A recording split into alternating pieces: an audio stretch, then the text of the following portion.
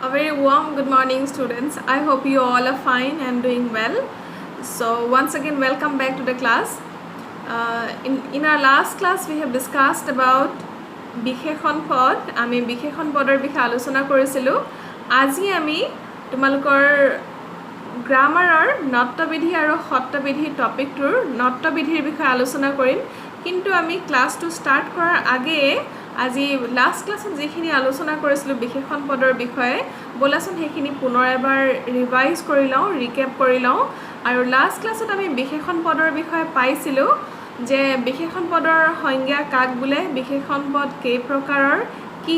আৰু ইয়াৰ বিভিন্ন উদাহৰণ. আৰু বিশেষণ পদৰ সংজ্ঞা বা ডেফিনেশ্যনত আমি পাইছিলোঁ যি পদে আন পদৰ দুখ, গুণ, অৱস্থা, পৰিমাণ আদি বুজায়, তাৰ মানে যি পদে আন পদৰ কোৱালিটি, কোৱান্টিটি, কণ্ডিশ্যন আদি বুজায় সেয়াই হ'ল বিশেষণ পদ. বিশেষণ পদৰ প্ৰকাৰ তিনিটা: বিশেষ্য বিশেষণ, বিশেষণীয় বিশেষণ আৰু ক্ৰিয়া বিশেষণ. বিশেষ্য বিশেষণৰ উদাহৰণ আমি পাইছিলোঁ ৰঙা গোলাপ, নীলা আকাশ, মিঠা আম আদি. এতিয়া এই বিশেষ্য বিশেষণত নাউনৰ আগত বহি যি পদে নাউনৰ দুখ, গুণ আদি বুজায় সেয়াই হ'ল বিশেষ্য বিশেষণ. এতিয়া নীলা শব্দটো হ'ল বিশেষ্য বিশেষণ, ৰঙা গোলাপ বিশেষ্য বিশেষণ, মিঠা আম, আমৰ গুণ বুজাইছে, আমটো হ'ল নাউন, গতিকে ই হ'ল বিশেষ্য বিশেষণৰ উদাহৰণ. তাৰপিছত আহিলে বিশেষণীয় বিশেষণ. যেতিয়া বিশেষণকো আকৌ অতিৰিক্ত অধিক স্পষ্টকৈ বুজাবৰ বাবে যি এটা অতিৰিক্ত বিশেষণ পদৰ ব্যৱহাৰ কৰা হয় সেয়াই হ'ল বিশেষণীয় বিশেষণ. উদাহৰণস্বৰূপে টিকটিকীয়া ৰঙা গোলাপ, এতিয়া ৰঙাটোকো অধিক স্পষ্টকৈ বুজাবৰ বাবে টিকটিকীয়া বিশেষণটোৰ ব্যৱহাৰ হৈছে. টিকটিকীয়া ৰঙা গোলাপ, কিচকিচীয়া ক'লা মেকুৰী, ঘেলঘেলীয়া পকা আম আদি হৈছে বিশেষণীয় বিশেষণৰ উদাহৰণ. তাৰপিছত তৃতীয়তে আহিলে ক্ৰিয়া বিশেষণ. এতিয়া ক্ৰিয়াৰ দুখ, গুণ, অৱস্থা, পৰিমাণ আদি বুজোৱা বিশেষণে হৈছে ক্ৰিয়া বিশেষণ. উদাহৰণস্বৰূপে ক্ৰিয়া মানে আমি জানো যিকোনো কাম কৰাৰ লগত যি জড়িত যি পদ সেয়াই হ'ল ক্ৰিয়াপদ. গতিকে ক্ৰিয়াপদৰ দুখ, গুণ, অৱস্থা, পৰিমাণ বুজোৱা পদেই ক্ৰিয়া বিশেষণ. উদাহৰণস্বৰূপে লাহে লাহে খাবা, ভালদৰে পঢ়িবা, খৰকৈ আহিবা ইত্যাদি. এতিয়া লাহে লাহে, খৰকৈ, ভালদৰে এইকেইটাই হ'ল ক্ৰিয়া বিশেষণৰ উদাহৰণ. ছাত্ৰ ছাত্ৰীসকল, তোমালোকৰ নিশ্চয় বিশেষণ পদৰ কনচেপ্টটো ক্লিয়াৰ হৈছে. আজি আমি নট্যবিধি আৰু সত্ত্ববিধি টপিকটোৰ নট্যবিধিৰ বিষয়ে আলোচনা কৰিম. যিহেতু দুয়োটা টপিক যদি আমি একেলগে লওঁ খুব দীঘলীয়া হ'ব, সেয়েহে আমি অকল নট্যবিধিটো আজি ক্লাছত আলোচনা কৰিম. কিন্তু টপিকটো আলোচনা কৰাৰ পূৰ্বেই বলাচোন আমি এই টপিকটোৰ নট্যবিধিৰ লাৰ্ণিং অবজেক্টিভ কেইটা কি হ'ব পাৰে সেইকেইটা প্ৰথমে আমি এবাৰ চাই লওঁ. আৰু তোমালোকে নট্যবিধি এই টপিকটো, নট্যবিধি আৰু সত্ত্ববিধি টপিকটো ৰচনা বিচিত্ৰাখনৰ ধৰ্মসিংহ ডেকাৰ যিখন ৰচনা বিচিত্ৰা, এই ৰচনা বিচিত্ৰাখনৰ পেজ নাম্বাৰ 14ত ইয়াৰ বিষয়ে পাবা. এতিয়া বলাচোন আমি লাৰ্ণিং অবজেক্টিভ কেইটা প্ৰথমে চাই লওঁ. আৰু প্ৰথমটো লাৰ্ণিং অবজেক্টিভ হ'ব ছাত্ৰ ছাত্ৰীসকলে তোমালোকে নট্যবিধিনো কাক কয় এই নট্যবিধিৰ সংজ্ঞা দিব পাৰিবা. তাৰপিছত দ্বিতীয়তে আহিলে নট্যবিধিৰ প্ৰধান নিয়মকেইটা কি তোমালোকে ক'ব আৰু লিখিব পাৰিবা. আৰু নট্যবিধিৰ প্ৰয়োগ কৰি শব্দৰ গঠন কৰিব পাৰিবা. আৰু একেবাৰে শেষত অনুশীলনীৰ প্ৰশ্নবোৰ সমাধান কৰিব পাৰিবা. আৰু মনত ৰাখিবা এই নট্যবিধি হ'ল মুঠ সাত প্ৰকাৰৰ. এতিয়া নট্যবিধিনো কাক কয়? যি নিয়ম অনুসৰি আমি যি বিধিমতে দন্তীয় নয় মূৰ্ধন্য নৰ ৰূপ লয় তাকেই নট্যবিধি বুলি কোৱা হয়. অৰ্থাৎ আমি কিছুমান শব্দ লিখোঁতে দন্তীয় নৰ প্ৰয়োগ কৰোঁ, যেনেদৰে দন্তীয় ন দি নয়ন, আকৌ মূৰ্ধন্য ন থকা শব্দ হ'ল কৃপণ, ঋণ আদি. গতিকে কিছুমান শব্দত দন্তীয় নৰ, কিছুমান শব্দত মূৰ্ধন্য ননো কিয় হয় সেই কথা আমি এই পাঠটোৰ জৰিয়তে জানিব পাৰিম. এতিয়া নট্যবিধিৰ সংজ্ঞাটো আমি প্ৰথমে পালোঁ. যি বিধিমতে দন্তীয় নয় মূৰ্ধন্য নৰ ৰূপ লয় সেয়াই হ'ল নট্যবিধি. এতিয়া এই নট্যবিধি হ'ল মুঠ 7টা. বিধি মানে হ'ল নিয়ম, গতিকে দন্তীয় নক মূৰ্ধন্য নলৈ পৰিৱৰ্তন কৰাৰ মুঠ বিধি বা নিয়ম হ'ল 7টা সেইকেইটা একাদিক্ৰমে আমি আলোচনা কৰি যাম প্ৰথমটো নিয়ম হ'ল একেটা পদতে থকা ৰি ৰ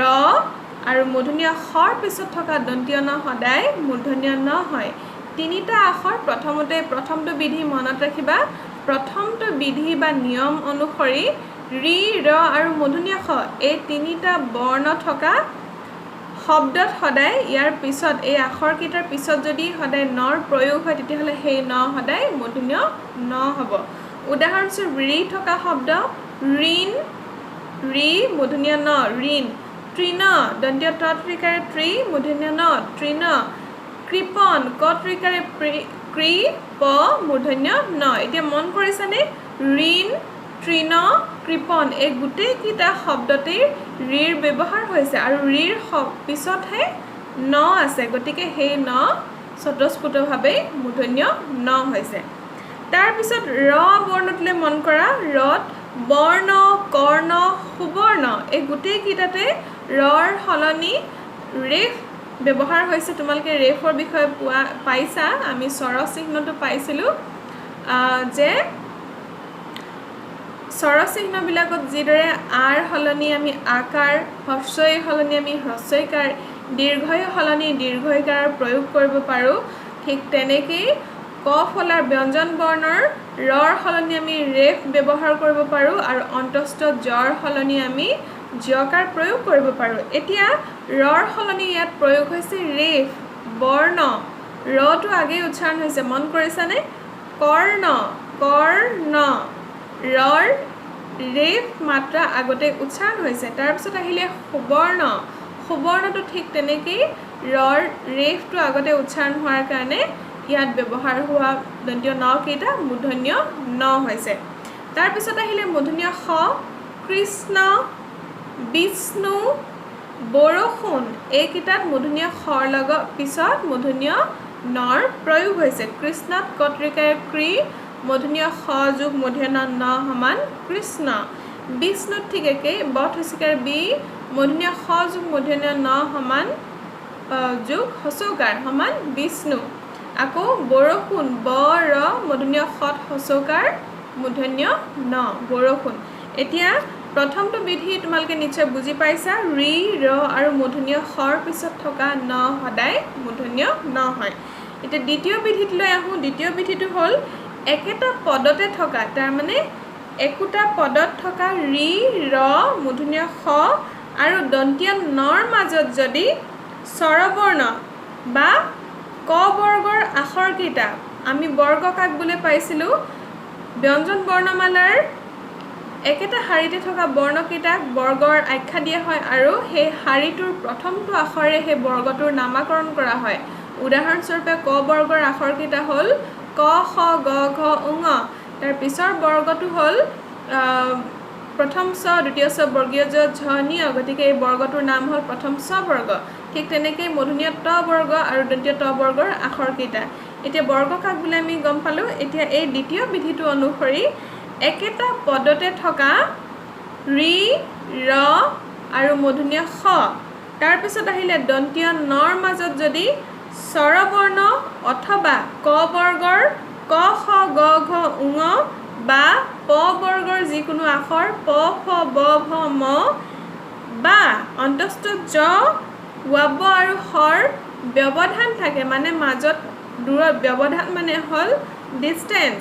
তেতিয়াহ'লে তাৰ পিছত যিটো নৰ ব্যৱহাৰ হ'ব সেই ন মূৰ্ধন্য ন হ'ব এতিয়া ২ নম্বৰ বিধিটো আমি পালোঁ এতিয়া ২ নম্বৰ বিধি অনুসৰি কেইটামান উদাহৰণ হ'ল কৃপণ ৰাৱণ গ্ৰহণ পাষাণ ৰুক্মিণী কৰুণ আদি এতিয়া তুমি মন কৰা কৃপণত ক ত্ৰিকাৰ তাৰপিছত প বৰ্গৰ প আছে কৃপণ ৰাৱণতো ঠিক এনেকেই প ফ ব আমি পাইছিলোঁ নহয় প বৰ্গৰ ৱাব আছে ৰাৱণ গ্ৰহণতো ঠিক তেনেকেই খ আছে গ্ৰহণ তাৰপিছত আছে পাষাণ তাৰপিছত আহিলে ৰুক্মিণী আৰু কৰুণ এইকেইটা নিশ্চয় তোমালোকে বুজি পাইছা 3 নম্বৰটো হ'ল মূৰ্ধন্য ত বৰ্গৰ কোনো বৰ্ণৰ লগত যুক্ত হ'লে দন্তীয় ন সদায় মূৰ্ধন্য ন হয় এতিয়া মূৰ্ধন্য ত বৰ্গৰ আখৰ কেইটা কি মূৰ্ধন্য ত মূৰ্ধন্য থ মূৰ্ধন্য দ মূৰ্ধন্য ধ আৰু মূৰ্ধন্য ন এতিয়া ত বৰ্গৰ যিকোনো আখৰ লগত যেতিয়া ন যোগ হয় তেতিয়া সেই নটো স্বাভাৱিকতেই মূৰ্ধন্য ন হয় উদাহৰণ স্বৰূপে ঘণ্টা কণ্টক পিণ্ড কণ্ঠ অণ্ড বিখন্ন দণ্ড আদি এতিয়া যেতিয়া আমি শব্দকেইটা যেতিয়া বৰ্ণ বিশ্লেষণ তোমালোকৰ মনত আছে নে এটা শব্দক যে আমি ভাগ কৰোঁ যেনেকৈ চৰাই প্ৰথম চ যোগ ৰ যোগ আ যোগ হস্ৰই চৰাই এতিয়া এইকেইটা যদি আমি ভাঙো তেতিয়াহ'লে ঘ যোগ মূৰ্ধন্য ন যোগ মূৰ্ধন্য ত যোগ আ ঘণ্টা কণ্টকতো একেই মূৰ্ধন্য নৰ লগত মূৰ্ধন্য ত যোগ হৈছে কণ্টক ঠিক তেনেকৈ পিণ্ড কণ্ঠ অণ্ড আদিটো মূৰ্ধন্য নৰ যোগ হৈছে 4 নম্বৰটো বিধিটো হ'ল উত্তৰ দক্ষিণ চন্দ্ৰ পৰা নৰ ৰাম আদি শব্দৰ পিছত থকা অয়ন শব্দত সদায় দন্তীয় ন মূৰ্ধন্য ন হয় উদাহৰণ হ'ল উত্তৰ যোগ অয়ন এই অয়ন শব্দটোত কিন্তু দন্তীয় ন হৈছিল সন্ধি হোৱাৰ পিছত ই মূৰ্ধন্য নলৈ পৰিৱৰ্তন হ'ল মন কৰাচোন এতিয়া শব্দটো উত্তৰ যোগ অয়ন উত্তৰায়ন চন্দ্ৰ যোগ অয়ন চন্দ্ৰায়ন মন কৰিছানে অয়নটো দন্তীয় ন আছিল কিন্তু ই যোগ হোৱাৰ পিছত মূৰ্ধন্য ন হ'ল পৰযোগ অয়ন সমান পৰায়ন আৰু ৰাম যোগ অয়ন সমান ৰামায়ণ এতিয়া এইকেইটা শব্দৰ লগত সদায় অয়ন যোগ হ'লে যোগ হোৱাৰ পিছত সি সদায় মূৰ্ধন্য ন হয় 5 নম্বৰ বিধিটো হ'ল প্ৰ পূৰ্ব অপ আদি পিছত থকা অহ্ন শব্দত সদায় দন্তীয় ন মূৰ্ধন্য ন হয় উদাহৰণ প্ৰাহ্ন পূৰ্বাহ্ন অপৰাহ্ন আদি তাৰপিছত 6 নম্বৰ বিধিটো হ'ল অক্ষ শব্দৰ পিছত থকা অহিনী শব্দৰ দন্তীয় ন আৰু সূৰ্প শব্দৰ পিছত থকা নখ শব্দৰ দন্তীয় ন সদায় মূৰ্ধন্য ন হয় এতিয়া তোমালোকে ওপৰৰ উদাহৰণটো মন কৰাচোন ঔক্ষহিনী সূৰ্পনখা আদি আৰু একেবাৰে লাষ্ট আৰু শেষৰ বিধিটো হ'ল 7 নম্বৰ বিধি আৰু এই বিধি অনুসৰি কিছুমান শব্দত স্বাভাৱিকতে কোনো নিয়ম নোহোৱাকৈ দন্তীয় ন নহয় মূৰ্ধন্য নৰ ব্যৱহাৰ হয় আৰু তেনে কেইটামান শব্দ হ'ল বাণিজ্য বণিক বাণী বীণা বেণু বান কণিকা লৱণ মণি গণ পণ মাণিক্য ফণা কংকণ ইত্যাদি এই শব্দকেইটা যে তোমালোকে দেখিলা এই শব্দকেইটাত কোনো নিয়মৰ প্ৰয়োজন নাই নিয়ম নোহোৱাকৈ স্বাভাৱিক নিয়মমতে ই সদায় মূৰ্ধন্য ন হয় প্ৰিয় ছাত্ৰ ছাত্ৰীসকল আজি আমি নট্যবিধিৰ বিষয়ে জানিলোঁ আৰু নট্যবিধিৰ মুঠ 7টা নিয়ম লগতে ইয়াৰ সংজ্ঞাও জানিব পাৰিলোঁ আৰু নট্যবিধিৰ 7টা নিয়ম অনুসৰি প্ৰথম নিয়মটো অনুসৰি ৰি ৰ আৰু মূৰ্ধন্য খৰ পিছত ব্যৱহাৰ হোৱা ন সদায় মূৰ্ধন্য ন হয় তাৰপিছত দ্বিতীয়টো নিয়ম অনুসৰি একেটা পদতে থকা ৰি ৰ মূৰ্ধন্য খ আৰু দন্তীয় নৰ মাজত যদি স্বৰবৰ্ণ বা ক বৰ্গৰ বৰ্ণকেইটা বা প বৰ্গৰ বৰ্ণ বা অন্তস্থ জ ৱাব আৰু খ বৰ্ণৰ ব্যৱধান থাকে তেতিয়াহ'লে সেই ন সদায় মূৰ্ধন্য ন হয় তৃতীয়টো বিধি অনুসৰি মূৰ্ধন্য ত বৰ্গৰ কোনো বৰ্ণৰ লগত যদি ন যোগ হয় তেতিয়াহ'লে সেই ন সদায় মূৰ্ধন্য ন হয় আৰু 4 নম্বৰ বিধি অনুসৰি উত্তৰ দক্ষিণ চন্দ্ৰ পৰা নাৰ আদি শব্দৰ লগত যেতিয়া অয়ন যোগ হয় তেতিয়া সেই ন সদায় মূৰ্ধন্য নলৈ ৰূপান্তৰ হয় 5 নং বিধি অনুসৰি প্ৰ পূৰ্ব অপ আদি শব্দৰ পিছত থকা অহ্ন শব্দৰ লগত যদি যোগ হয় তেতিয়াহ'লে সেই ন সদায় মূৰ্ধন্য ন হয় 6 নং বিধি অনুসৰি অক্ষ শব্দৰ পিছত থকা অহিনী আৰু সূৰ্প শব্দৰ পিছত থকা ন শব্দৰ দন্তীয় ন সদায় মূৰ্ধন্য ন হয় আৰু একেবাৰে 7 নং বিধিটো অনুসৰি কিছুমান শব্দত স্বাভাৱিকতেই কোনো নিয়ম নথকাকৈ দন্তীয় ন সদায় মূৰ্ধন্য ন হয় এইকেইটাই হ'ল নট্যবিধিৰ নিয়ম আমি আজি নট্যবিধিৰ সংজ্ঞা আৰু নিয়মকেইটা গম পালোঁ আৰু পিছৰ ক্লাছত আমি সপ্তবিধিৰ বিষয়ে আলোচনা কৰিম তাৰ কাৰণে তোমালোকে আগতীয়াকৈ পৃষ্ঠা নং 15 ৰচনা বিচিত্ৰাখনৰ 15 নং পৃষ্ঠাটো ঘৰত এবাৰ পঢ়িবা আৰু তোমালোকক হোমৱৰ্কৰ কাৰণে এই নট্যবিধিৰ যিকেইটা এক্সাৰসাইজত কোৱেশ্চন আছিল সেইকেইটা হোমৱৰ্ক হিচাপে দিয়া হ'ব তোমালোকে ঘৰত সুন্দৰকৈ কৰিবা আৰু নিৰ্দিষ্ট তাৰিখত তোমালোকে হোমৱৰ্ক কেইটা সাবমিট কৰিবা হোমৱৰ্ক কৰোতে সদায় যিকোনো যেতিয়া নোট লিখা কপিত সদায় মাৰ্জিন টানি লবা ডেট মেনশন কৰিবলৈ নাপাহৰিবা আৰু টপিকটোৰ নাম সদায় ওপৰত লিখিবা গতিকে আজিৰ ক্লাছত আমাৰ আলোচনা কৰিবলগীয়া কথা এইখিনি পিছৰ ক্লাছত আমি পুনৰ সত্যবিধিৰ বিষয়ে আলোচনা কৰিম আজিলৈ আমি ইমানতে সামৰিছো ধন্যবাদ